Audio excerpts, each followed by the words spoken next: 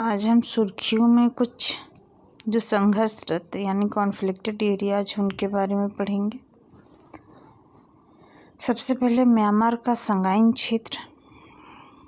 संघर्ष का यहाँ पे कारण है, म्यांमार में 10 लाख से अधिक रोहिंग्या मुसलमान अब बांग्लादेश में शरणार्थी के रूप में रह रहे हैं। बांग्लादेश में इसके मानवाधिकारों का उल्लंघन किया जा रहा है। ये म्यांमार रहा, इसकी राजधानी नेपिडा है। मुख्य विशेषताएं हैं, दक्षिण पूर्वी एशिया की मुख्य भूमि के पश्चिम भाग पर स्थित है। सीमावर्ती राष्ट्रों में उत्तर और उत्तर पूर्व में चीन है, पूर्व में लाओस है, दक्षिण में थाईलैंड है, पश्चिम में बांग्लादेश, उत्तर पश्चिम में भारत, मणिपुर, मिजोरम, नागालैंड और अरुणाचल प्रदेश। सीमावर्ती जल निकाय में अंडमान सागर और दक्षिण पश्चिम में बंगाल की खाड़ी है। प्रमुख पर्वत श्रृंखलाओं में रखाइन पर्वत, शान पर्वत, दाउना पर्वतमाला और तेना सरम पर्वतमाला है। सबसे ऊंचा स्थान माउंट हाउ काबो रजी है। प्रमुख नदियों में इरावदी, चिदविन, सितांग, चालविन और यांगून नदी है। मेडागास्कर राजधानी अटानारिवो। मेडागास्कर में सरकार के विरोधी जनजात आंदोलन के लिए विद्युत सर्वसम्मत में सरकारें गिर गई। मेडागास्कर एक द्वीपीय देश है। सीमाएं मॉरिशस और रियूनियन फ्रांस क्षेत्र पूर्व में, फ्रांसीसी क्षेत्र मायोट और द्वीपीय क्षेत्र कामोरास उत्तर पश्चिम में। मेडागास्कर अफ्रीका के दक्षिण पूर्वी तट के पास में स्थित हिंद महासागर में अवस्थित है। यह विश्व का दूसरा सबसे बड़ा द्वीपीय देश है। उच्च स्थानीय की एंडेमिक प्रजाति मेडागास्कर में पाई जाने वाली 90% वनस्पति और जीव कहीं नहीं पाई जाती। बहुआयामी निर्धनता, मल्टी डायमेंशनल पॉवर्टी। यूएनडीपी और Oxford poverty and human development initiative OPHI ने वर्ष 2025 की बहुआयामी वैश्विक निर्धनता सूचकांक MPI रिपोर्ट जारी की है। रिपोर्ट के प्रमुख बिंदु: बहुआयामी निर्धनता 109 देशों में 6.3 बिलियन आबादी में से 1.1 बिलियन आबादी, लगभग 18.3% लोग चरम बहुआयामी निर्धनता में जीवन यापन कर रहे हैं। विश्व के लगभग आधे बहुआयामी निर्धनता व्यक्ति केवल 6 मध्यम वर्ग देशों अर्थात बांग्लादेश, चीन, भारत, नाइजीरिया, पाकिस्तान और तंजानिया में निवास करते हैं। सभी बच्चों में लगभग 27.8% बच्चे बहुआयामी निर्धनता से जीवन यापन कर रहे हैं, जो वयस्कों में 13.5% की तुलना में दोगुनी से भी अधिक है। निर्धनता और जलवायु जोखिम। निर्धनता और जलवायु जोखिम संबंधी आघात एक दोहरा बोझ उत्पन्न करता है। निर्धनता लोगों को जलवायु खतरों के प्रति अधिक संवेद्य बनाती है और ये खतरे बदले में निर्धनता को और अधिक गहन एवं चिरकालिक क्रोनिक बनाते हैं। वैश्विक स्तर पर बहुआयामी निर्धनता में जीवन लगभग 10 में से 8 लोग प्रत्यक्ष रूप से अत्यधिक गर्मी, बाढ़, सूखा, वायु प्रदूषण जैसी समस्याओं से ग्रसित 309 मिलियन लोग उन क्षेत्रों में रहते हैं जहां 3 या 4 प्रकार के जलवायु खतरों के साथ में जोखिम में साथ वे गंभीर बहुआयामी निर्धनता का भी सामना कर रहे हैं। ये लोग 3 गुना या 4 गुना बोझ झेल रहे हैं। उनकी परिसंपत्तियां सीमित है, सामाजिक सुरक्षा प्रणालियों तक उनकी पहुंच भी अत्यंत कम है। आपदा संबंधी नकारात्मक प्रभाव बढ़ रहे हैं। व्यक्तिगत रूप से विश्व में निर्धन लोगों में प्रभावित सर्वाधिक लोग गर्मी से और वायु प्रदूषण से हैं। उप सहारा अफ्रीका, दक्षिण एशिया वैश्विक हॉटस्पॉट के रूप में जाना जाता है, जो जलवायु खतरों के प्रति प्रभावित रहने के लिए निर्धन लोगों की संख्या सर्वाधिक है। भारत में निर्धनता 2005 से 6 में भारत की लगभग 55.5 जनसंख्या निर्धन है। यह निर्धनता अनुपात 2019 से 21 में घटकर 16.4 रह गया है और यह लगभग 41.4 करोड़ लोग निर्धनता से बाहर निकलने में सफल हुए हैं। वैश्विक MPI के कारण प्रणाली वंचना संकेतक। वैश्विक MPI की गणना शुरू करने के लिए प्रत्येक परिवार और उसमें रहने वाले प्रत्येक व्यक्ति के लिए वंचना डिप्रेशिएशन प्रोफाइल बनाया गया है, जिसमें मानव विकास के लिए 3 आयाम स्वास्थ्य, शिक्षा, जीवन स्तर से संबंधित 10 संकेतक शामिल किए गए हैं। सभी संकेतकों को प्रत्येक आयाम के भीतर भारांश दिया गया है। किसी व्यक्ति की वंचना स्कोर उसके अनुभव की जाने वाली सभी भारांश युक्त वस्तुओं की वंचना का योग है। वैश्विक एमपीआई उन लोगों को बहुआयामी निर्धनता के लिए वर्गीकृत करता है जिसकी वंचना स्कोर 1/3।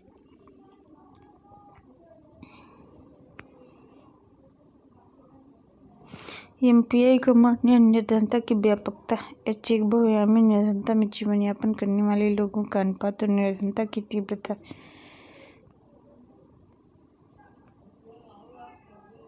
सरल शब्दों में एमपीआई =H/A। एमपीआई को समायोजित हिट काउंट अनुपात भी कहा जाता है। इसमें बहुआयामी निर्धनता में जीवन यापन करने वाले लोगों का हिस्सा व्यापकता हेड काउंट की वंचना की सीमा दोनों सम्मिलित करते हैं। एमपीआई का मान 0 से 1 के बीच होता है। उच्च मान उच्च निर्धनता का सूचक है।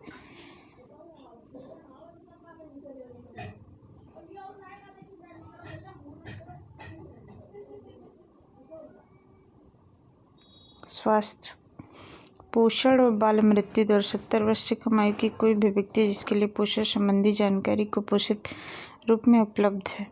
सर्वेक्षण के पहले 5 वर्षों में सर्वेक्षण वाले परिवार में 18 वर्ष से कम आयु के किसी भी बच्चे की मृत्यु हुई हो।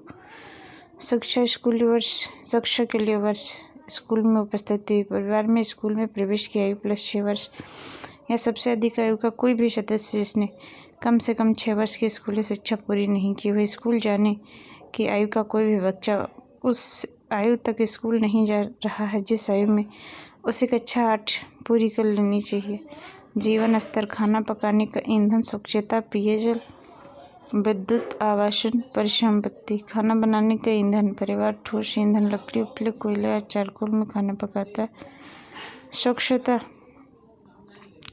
परिवार की स्वच्छता सुविधा बेहतर नहीं है, एसडीजी के अनुसार यह बेहतर है या परिवार के साथ साझा की जाती है। पेयजल, परिवार के लिए सुरक्षित पेयजल नहीं। विद्युत, परिवार के पास विद्युत की भी सुविधा नहीं है। आवासन, छत संबंधी फर्श और उस पर सामग्री भी अपर्याप्त है। परिसंपत्ति, परिवारों के पास रेडियो, टेलीविजन, टेलीफोन, कंप्यूटर, पशु गाड़ी, साइकिल, मोटरसाइकिल, रेफ्रिजरेटर से भी अधिक परिसंपत्ति, एक से अधिक परिसंपत्ति नहीं और न उनके पास कार या ट्रक है। नीति आयोग का निर्धनता सूचकांक एमपीआई में 1/3, 1/3, 1/3, 1/3 में 1/6 पोषण का 1/12 शिशु और किशोर मृत्यु दर का 1/12 मातृ मृत्यु दर का शिक्षा में शिक्षा के बस 1/6 शिक्षा विद्यालय में उपस्थिति भी 1/6 बाकी जीवन स्तर में 7 सूचकांक है जिसमें से 1/21 सबको लिया गया। खाना बनाने का ईंधन 1/21, स्वच्छता 1/21, पेयजल 1/21, आवास 1/21, विद्युत परिसंपत्ति 1/21 बैंक खाते भी 1/21 ही हैं। राष्ट्रीय गुणवत्ता नीति आयोग का राष्ट्रीय निर्धनता सूचकांक पद्धति में अंतर्राष्ट्रीय फायर पद्धति का उपयोग किया जाता है जो वैश्विक बहुआयामी निर्धनता सूचकांक में प्रयुक्त होता है। इसमें वैश्विक एमपीआई के सभी संकेतों को यथावत रखा गया है। 2 अतिरिक्त सांकेतिक मात्र स्वास्थ्य और बैंकिंग खाते को भी सम्मिलित किया गया है। राष्ट्रीय एमपीआई की गणना हेड काउंट अनुपात और निर्धनता के अनुपात के गुणनफल होता है। सांकेतिक एमपीआई की तरह भारत का राष्ट्रीय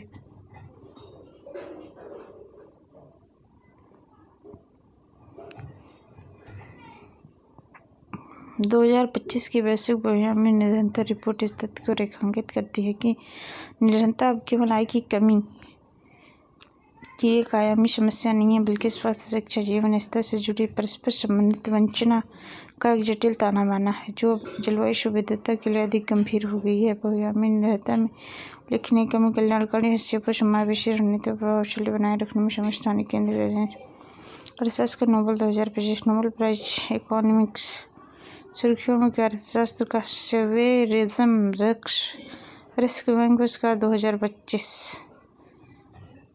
Joel Mokyr, Philippe Aghion, Peter Howitt. Joel Philippe Peters को संयुक्त रूप से नवाचार संचालित आर्थिक समृद्धि की व्याख्या करने के लिए प्रदान किया गया है। रेवेशियन रिस्क बैंक पुरस्कार इकोनॉमिक साइंस और अर्थशास्त्र का नोबेल के बारे में। स्थापना 1968 में स्वेरिज रिस्क बैंक स्वीडन कि केंद्रीय बैंक द्वारा की गई अल्फ्रेड नोबेल की 1895 की वसीयत द्वारा स्थापित 5 मूल नोबेल पुरस्कारों में से एक नहीं है। प्रदाता the royal Swedish academy of sciences प्रथम प्राप्तकर्ता 1969 रगनर फ्रेसन जॉन बर्गन को यह पुरस्कार मिला था। अमर्त्य सेन अर्थशास्त्र का नोबेल पुरस्कार प्राप्त करने वाले प्रथम भारतीय थे। उन्हें यह पुरस्कार कल्याणकारी अर्थशास्त्र और सामाजिक चयन सिद्धांत में अनेक योगदान के लिए 1998 में प्रदान किया गया था। पुरस्कार में शामिल एक पदक, एक व्यक्तिगत डिप्लोमा, एक नगद राशि। पुरस्कार विजेता के विशिष्ट योगदान, ज्वेल मगधा सतत समृद्धि की आवश्यक शर्तें। उन्हें यह पुरस्कार प्रौद्योगिकी प्रगति के माध्यम से सतत समृद्धि के लिए आवश्यक शर्तों की पहचान करने के लिए दिया जाएगा। 3 प्रमुख मुख्य तत्वों का मौजूद होना आवश्यक है: विज्ञान एवं प्रौद्योगिकी का संयुक्त विकास, आंतरिक क्षमता, परिवर्तन के प्रति खुला समाज। फिलिप विज्ञान और पीटर हॉवे सृजनात्मक विकास का सिद्धांत। उन्हें 1992 में उनके द्वारा प्रतिपादित सृजनात्मक विनाश क्रिएटिव डिस्ट्रक्शन के गणितीय मॉडल फ्रेमवर्क के साथ सम्मानित किया गया। उस प्रक्रिया का वर्णन करता है जब कोई नवीन बेहतर उत्पाद बाजार में आता है और पुराने उत्पाद अप्रचलित हो जाते हैं तो उन्हें बेचने वाली कंपनियां प्रतिस्पर्धा में पिछड़ जाती हैं।